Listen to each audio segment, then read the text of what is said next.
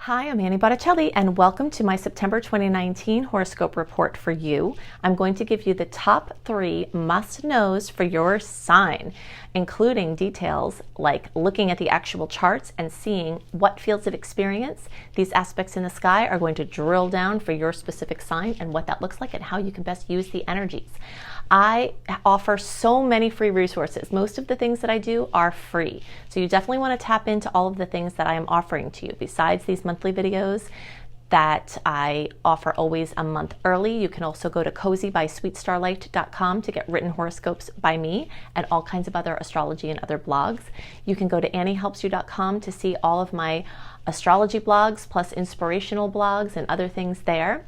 You can sign up for my free email newsletter where you get a written write-up of the month to come a month early, plus my 28-day virtual coaching program for free at anniehelpsyou.com.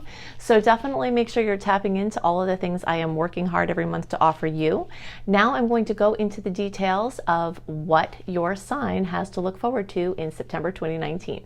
Hello Gemini friends, welcome to my September 2019 horoscope report for you. We have around 28 notable aspects this month that are all going to be making mischief or making magic. So between this video, which I'm going to focus on the top 3 things that Gemini energies need to be aware of, and other resources that I've created that I will point you to, I will give you a very comprehensive coverage of all of the madness and mischief this month. It's very, very busy, and it's a very important month in the scheme of the rest of 2019 and through 2020 because it's one of the few months between this rest of the year and all of 2020 that is a month that's completely clear from personal planet retrogrades or their shadow periods. So we'll talk about that in some form or fashion, either in this resource or one I direct you to. There's so much to cover. The earlier parts of the month have aspects with planets that are not in as much harmony with your Gemini placement. So you're going to feel that awkwardness and discomfort, but it can be very, very grounding for you. Towards the end of the month, as fire and air energies are activated more, those are going to feed in more wonderfully with your Gemini placements. So even some of the ones that have more conflict towards the end of the month are going to still feed in positive mathematical aspects for Gemini. So it's a very complicated month. I'm going to go in as many details as I can. And so we're going to look at the charts. I'll show you the early, middle, and late degree placements where there are the same things that you can expect, whereas some different things, and what areas of life are going to likely be brought into focus in your experience this month. Okay, so many of the things that I talk about are going to be true for all Gemini placements, but there are going to be places where we differentiate out between early, middle, and late. So a May-born is our early, basically. So early is basically May-born or 0 to 9 degrees, middle, June 1st through June 10th or 10 to 19, and late, June 11th through the rest of the sign, or 20 to 29 degrees. And if you have a Gemini moon or Gemini rising, this is for you equally as for the sun placements, because the sun chart, the moon chart, the rising chart are all windows into our bigger astrological picture. Okay, so the theme of this month that I'm making for you is the top 3 must-knows. So the top 3 must-knows are how in the first several weeks of the month, we've got a massive amount of energy with this Virgo, what that means for you, plus how it combines in a beautiful angle with these placements, plus how it clashes with Jupiter, and plus how that stellium in Virgo opposes Neptune. So we're going to look at what that looks like. In general, the first 3 weeks of the month have placements and aspects that are in less harmony than the latter part of the month. We had a spree when all the planets were in Leo in August. We had a spree for air and fire signs because all of the beautiful placements and aspects in fire really fuel Gemini energy. And it could have gotten you really, really overstimulated and whacked out and less focused and less grounded even than usual. So this is a time to get grounded and to get back to basics and to drill in everything that, all the opportunities that came to you. But as far as harmony and flow, starting at the end of the month when the planets get into Libra, you can see this whole cluster is in Virgo, but then it's going to go into Libra. And when it does, it's going to blend very harmoniously. So the end of September and into October, that nice flow will come back for you, but you've got some stuff to get through before then. We also, on the 28th, have this beautiful new moon in fellow air sign of Libra, and with a beautiful aspect with Venus and Jupiter. So that's going to be amazing. We're going to talk about that. That's the second must know. And then the third is about Jupiter and what it is doing between now and the time it changes signs at the beginning of December. Okay, so I'm going to use the early degree chart just to illustrate some things that are true for all Gemini placements, and then we'll drill down into the differences between the early, middle, and late degree placements. So this time with the planets in Virgo, so basically when there's a gathering in the stars of planets next to each other, it's called a stellium. So there's a stellium in Virgo. So this is like a gathering. It's a gathering, like one that we would imagine, a convention or a meeting or something. And each of these planets have personalities. So Venus, and the Sun and Mars and Mercury, they all have their personalities and the things they bring. So it's a diverse group of energies that are in a Virgo mood, which is back to basics, back to the grindstone, getting organized, getting focused.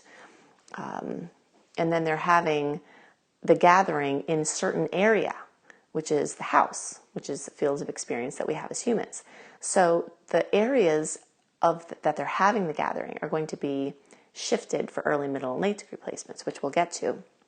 But for all Gemini placements, it's basically time to get back to work, get back to business, and get back to manifesting. Get your systems together, get organized, get stuff cleaned out, get your medical diagnostics, get stuff with your pets if you're wanting to get a new pet. Also pets you have may have things that come up, things like that. Everything in that realm. And also business and work and your place out in the world is being aspected here with these Capricorn energies. Then there's this confusion. All of these planets are going to make this 120-degree angle with Neptune.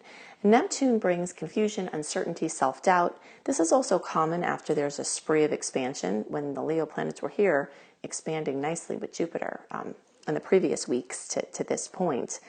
It's kind of like riding a wave.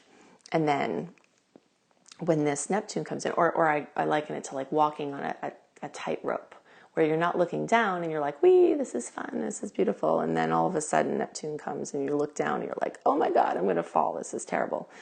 So, it's overstimulating. It casts doubt either internally or externally. It can bring, possible breaches of security and insecurity and things like that. But I always call the oppositions superhero transits because you are getting pulled in two different directions. And it can be overstimulating and it can feel like antagonistic, like things are working against you. But that bringing it in your face can help you find a solution, resolutions, and it can also help you access your superhero self, where all the balls are up in the air and you're like, wow, look how cool I am keeping all these balls up in the air. So those are the potentials with these oppositions. And then the third notable thing that's going on with this stellium in Virgo is that Jupiter, which is recently direct as of August, so, projects that had stalled out at the beginning of the year in April or so, could have been because Jupiter went retrograde. And then when Jupiter was making the aspects with these Leo things, it was like, yay, moving forward, this is big. So now as the planets get here, it's like, okay, it's making you ask the question, did I overcommit? And Geminis tend to overcommit all the time because they're, by nature agreeable. And if the things I list are not you, it could be because you have just a tiny bit of Gemini and then more Taurus, or a tiny bit of Gemini and more Cancer. But pure Gemini energy is very agreeable. It's, go with the flow. It's mutable energy. It's flexible. It's like, yeah, okay, yay, yes. It says yes because it gets excited and it doesn't really think out what it's committing to. And then, so this is the time where it's like, oh God, did you overcommit? Did you overexpand? Is your foundation secure for expansion? When you build buildings, you have to have a foundation that is equal to the height and other factors that you're your building. So, if you have your big Gemini ideas and you're like, wow, I want to turn this building into this building. Well, Jupiter in retrograde is asking the question, well, can you sustain, is your system able to sustain that growth? And if not, what do you have to do to change it? And so that has all gone on, but at the same time, now, you have to ask the question, did you overcommit? Do you need more infrastructure? Do you need more support? What do you need in order to continue expanding or to follow through with the things you've already committed to? And do you have to just take some things off your plate, set some boundaries, and make some changes? So that's another theme that's coming up. So now let's look at the houses that are going to be brought into focus. So for the early degree placements, I'm going to list the houses, then I'm going to make a grid, then I'm going to go back and tell you what you can expect as far as those house energies. So early degree, you've got 4th,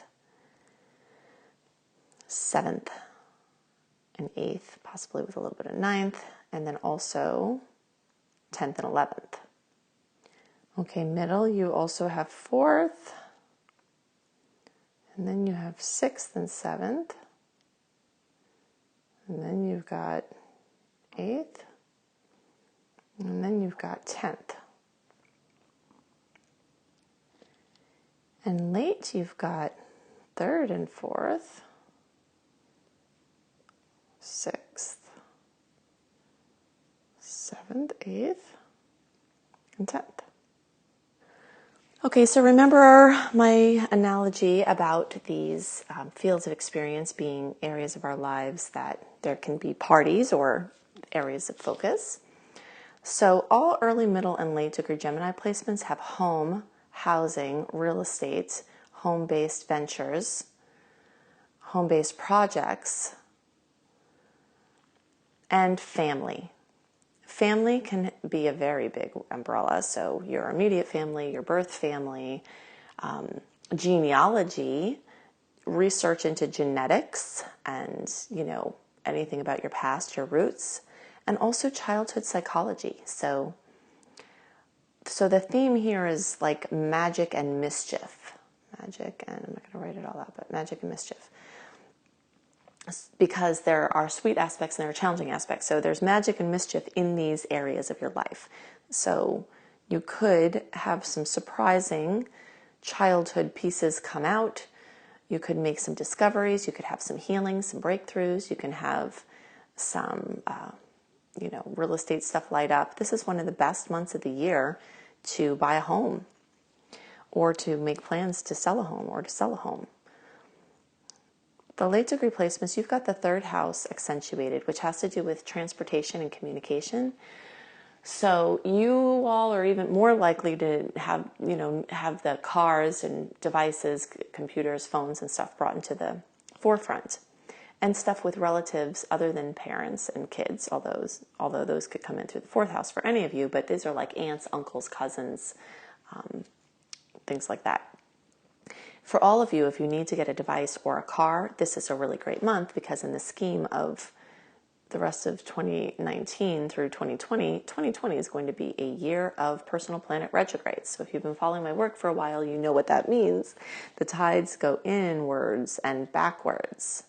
And it's a wonderful time for so many things, which I will coach you along as we go. But for like launching your big boats, your big dreams, your tides are going out here in September. And it's one of the few times between now and the end of 2020 that you have so much available time free from personal planet retrograde. So anything that you're trying to push out into the world, including big purchases and things like that, this is a good time for that. Okay, so middle and late degree placements, you have the 6th house accentuated. Now, truth be known, with Virgo planets, every placement in the zodiac has the 6th house accentuated because Virgo rules the 6th house. So everything that we've already mentioned as far as pets and diagnostics and health and daily things and office dynamics and your regimen is just further accentuated for you middle and late degree placements.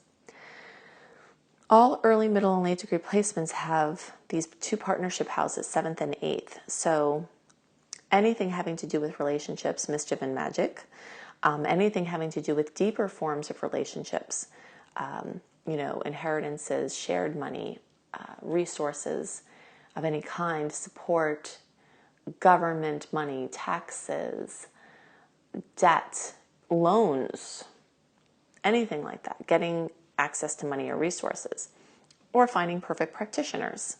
If you need help with something or anything just having to do with your romantic or business partnerships, they're all accentuated. Then the early degree placements, you have some extra juiciness or mischief in the ninth house. And this has to do, well, actually, before I just kind of isolate here, you do have extra energy early degree placements, but everyone in the cosmos really has this Jupiter and Sagittarius energy. And Jupiter and Sagittarius both rule the ninth house. So ninth house ventures are being well lit up for all signs and all placements of all signs. But there's some extra early stuff here, which has to do with publishing, teaching, speaking, writing,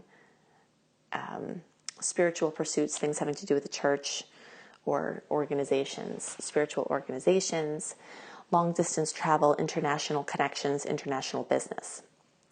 And all early, middle, and late degree placements have their work, career, their place out in the world being lit up, and also fathers, father figures, things having to do with authority figures, and becoming known with your work.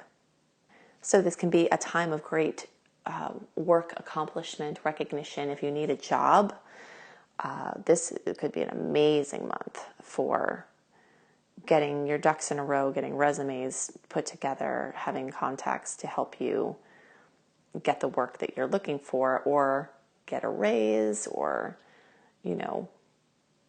go to a different position, something like that. Work is being aspected in a huge way. Okay, so the second must know has to do with the planets moving into Libra. I'm using the early degree chart, but this is what I'm talking about is true for all of you, unless I differentiate out. As the planets move into Libra, things will be much smoother for Gemini. So look forward to that. If the month is a little bit more challenging, or you have to work very hard in the first 3 weeks, there should be more harmony and a break there.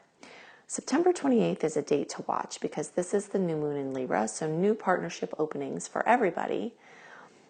But this aspect with Jupiter, which rules expansion, and Venus, which rules love, beauty, and money in a beautiful angle, also happens on that new moon, which is at 5 degrees of Libra. So all Gemini placements will get an extra smooch from this. But you early degree placements especially, and the closer you are to 5 degrees, the more enhanced that will be for you. And as the planets move into Libra, this 5th house of creativity and children is going to start to be lit up. And this is true for all early, middle, and late degree placements. It's just going to be staggered. So the early and middle, you'll start really feeling this towards the end of the month. And then the rest of the middle and the late degree placements, you'll be feeling this into October. But that children, creativity, sizzling, romance, fun, hobbies, hidden talents, things like that will start to come alive more at that time, a very inspired time. I wouldn't call the energies in Virgo very inspired unless they're spiritually inspired to help be of service to others. But the creative inspiration, that's what will light up more as these planets get into the 5th house for you all. So the last thing I wanted to talk about is Jupiter, what it's doing for the rest of the year until it moves into Capricorn. So for your early degree placements, it's finishing its transit in the 7th house. Middle degree placements, you still have longer in the 7th house. So once it switches signs at the beginning of December, it's still going to be aspecting your 7th house. And then late degree placements, you still have a while longer of Jupiter in the 6th house before it really cooks up your 7th house. Earlier in the year, you late degree placements, you might have had some whispers of what it could be like when Jupiter gets into the 7th house, but then when it went retrograde, it pulled very far away from that space for you. So things that had started to stall out for early middle placements, things that had started to stall out in the relationship sector in April or the beginning of the year when Jupiter went retrograde, may have recently started to regain steam as of August and will push along in your partnership house, until the end of the year pretty much. And this can have to do with moving forward in relationship. This can have to do with like moving forward, even if that means a breakup. Could mean like, okay, you're not sure, you're, waffling.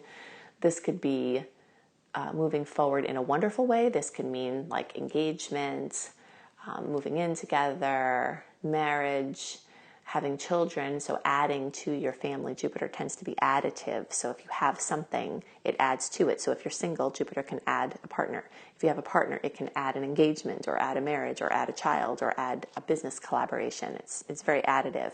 This can also be amazing. So again, we're talking about early and middle. And this, for you late friends, this is going to come for you.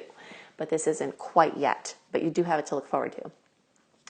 This energy of cooperation and working together on a team and working in harmony. This can expand your romantic sector. If you're dating, this can be amazing. If you're trying to build your client base, this can be amazing for laying a foundation or expanding a client base. And also just personal contacts of any kind can be accentuated. Now, Jupiter, even though I love Jupiter, I'm a Sag and Jupiter is my ruler and I get all whacked out about Jupiter, but Jupiter can create mischief, especially when it's in challenging angles, as we discussed, it would be earlier.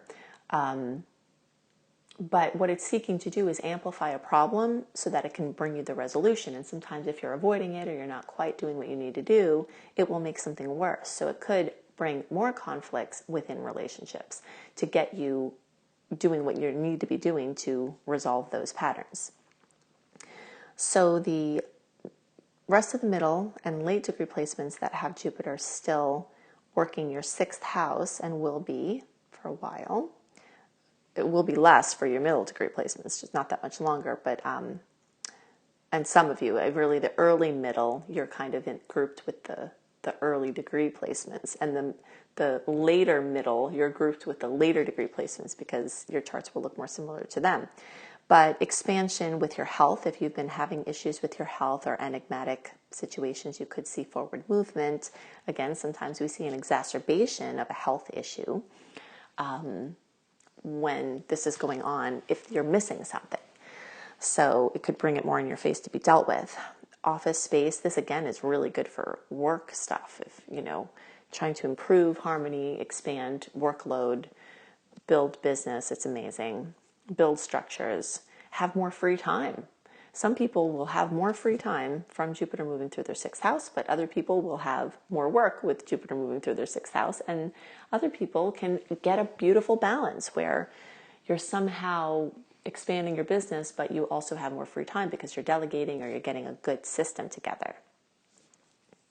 This also can have to do with pets. Many people will find something notable occurs with pets during a Jupiter transit. Sometimes they add to their pet stock.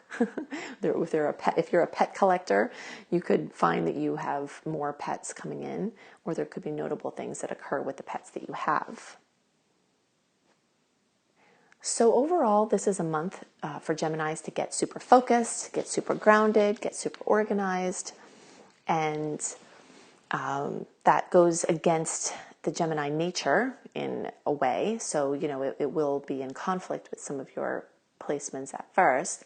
But if you can just do the work to get the gold, then towards the end of the month, you'll start to get back in your flow of randomness and, expansion of just all of the things that make you how you are. Lots of opportunities, lots of mischief, but overall, I think it can be one of the most productive months of the whole year.